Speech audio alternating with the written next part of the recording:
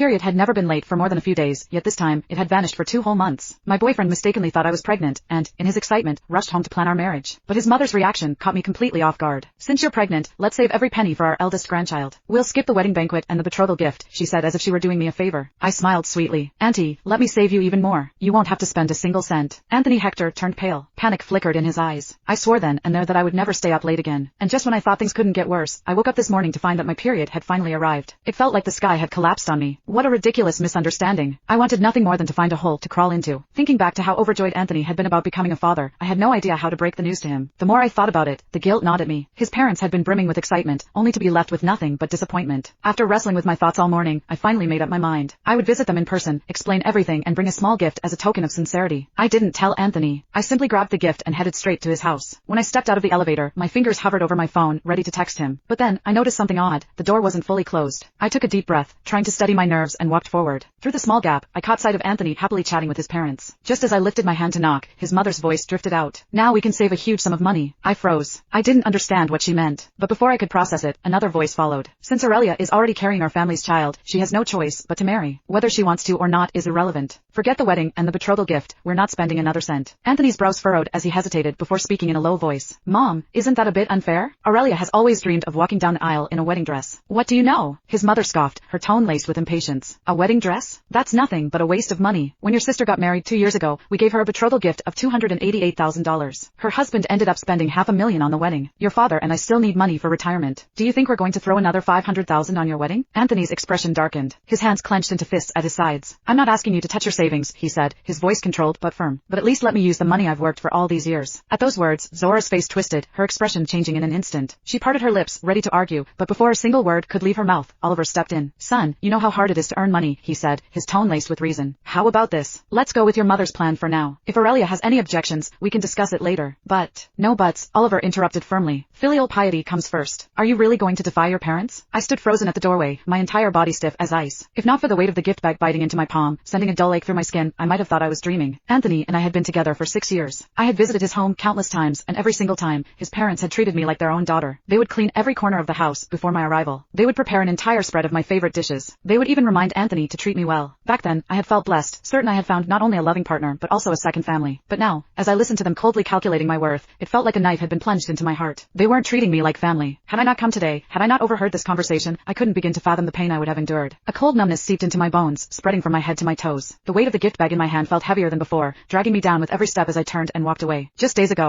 I had gone out of my way to make a trip home. I knew Anthony's family wasn't wealthy. I had even planned to speak to my parents to ask them to lower the betrothal price, just so I wouldn't add to his family's burden.